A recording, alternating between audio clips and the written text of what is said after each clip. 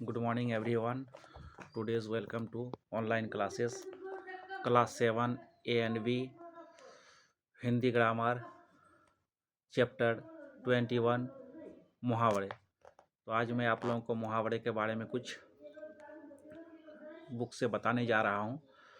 तो मुहावरा क्या चीज़ होता है? मुहावरे अपने सामान्य अर्थ का बोध न करवाकर किसी विलक्षण अर्थ की प्रतीत कराते हैं। यानी अपने सामान्य अर्थ यानी जनरल जो जिसका वर्ड होता है, अर्थ होता है, उसको नहीं करके जो है वो किसी दूसरे के बारे में क्या करता है, इंगित कराते हैं।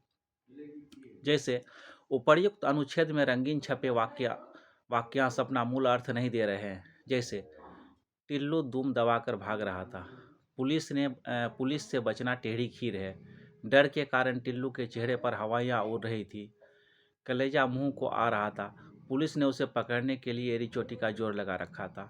तो यहाँ पर रंगीन छपे जो अर्थ है अपना अपना बुक देखिए ध्यान से, बल्कि उसे हटकर दूसरा अर्थ दे रहे हैं। जैसे दुम दबाकर भागना, इस वाक्यांश का मूल अर्थ क्या होगा, यानी सेंटेंस का जो है टोटल अर्थ क्या होगा, मीनिंग क्या होगा। तो आदमी की दुम तो नहीं होती है जिसे वह दबाकर भाग सके, अर्थात यहाँ दूसरा कोई जो है इशारा कर रहा है, इंगित कर रहा है। यहाँ इसका अर्थ है तेज भागना, यही विशेष अर्थ है। तो मुहावरों के प्रयोग से भाषा प्रभावशाली और चुटकिला बन जाता है। तो यहाँ पर इस चैप्टर में कुछ और भी मुहावरे दिए गए हैं जिसे आप लोग देख सकते हैं।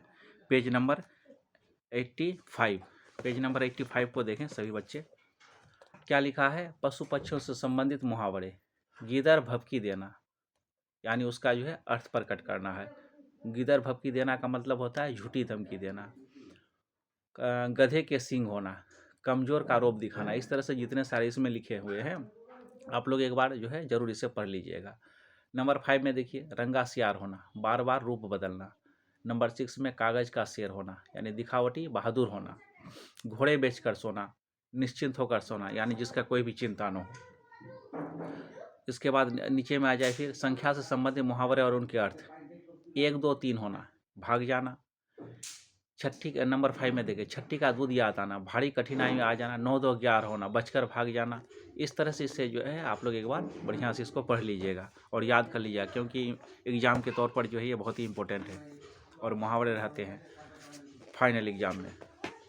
इसके बाद पेज नंबर आ जाए तो इस तरह से इसको जो है पेज नंबर 185 को याद कर लीजिएगा, टोटल 186 को भी याद कर लीजिएगा, एक बार देख लीजिएगा और उसका अर्थ याद कर लेना। पेज नंबर 87 में है, 187 में है आंखें दिखाना, क्रोध से देखना। अब इसका अर्थ क्या होता है? कुछ मुहावरों के अर्थ एवं वाक्य में प्रयोग। इसका क्या करना है आपको?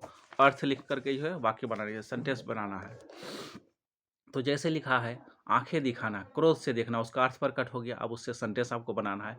कक्षा में छात्रों को शोर मचाता देख अध्यापक उन्हें आंखें दिखाने लगे, दूसरा अर्थ भी हो सकता है। मोहन ने सोहन की चाल को देखकर उस पर आंखें दिखा रहे हैं।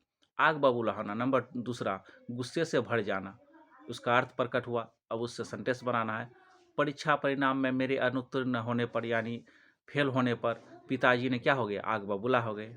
आंखें चुराना, अनदेखा करना, मुसीबत में अपने भी आंखें चुरा लेते हैं। जब संकट आ जाता है किसी पर तो अपना जो है वो उस समय क्या लगता है? पराया बन जाता है। आंखें खुलना, होश आना।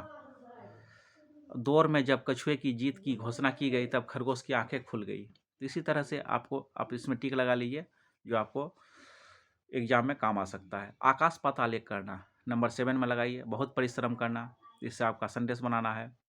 उसके बाद आटे दाल का भाव मालूम होना, ईंट से ईंट बजाना, 12 नंबर, इससे आपका सेंटेंस बनाना है। राम ने रावण का ईंट से ईंट बजा दी।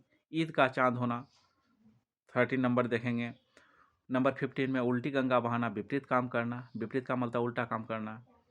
नंबर 18 कलम तोड़ना, बहुत अच्छा लिखना है, इससे आपको सेंटेंस बनाना है। नंबर 19 में देखें कफन बांध कर चलना, मौत से न घबराना। नंबर 20 देखें कलेजा ठंडा होना, पेज नंबर 89 देखें कलेजा ठंडा होना, संतोष होना। कलेजा धड़कना, डर से हृदय कांपना। तो इस तरह से इस सब में टिक लगा करके इसको आप जो है बढ़िया से एक बार याद कर लीजिएगा और इससे जो है सेंटेंस बनाने सीखना है, ताकि एग्जाम में आपको किसी प्रकार का कोई कठिनाई या दिक्कत ना हो। ठीक है, तो इसको जो है बढ़िया से एक बार मुहावरा चैप्टर को पढ़ लीजिएगा, जो फाइनल एग्जाम में आपका काम आ सकता है। तो जितने सारे इसमें पॉइंट्स है सबको जो है बढ़िया से एक बार रिवीजन करके उसको कंठस्थ याद कर लेना है, ठीक है। तो इस तरह से इसको पढ़ लीजिएगा, एक बार देख लीजिएगा। आज के लिए इतना ही। Thank you so much.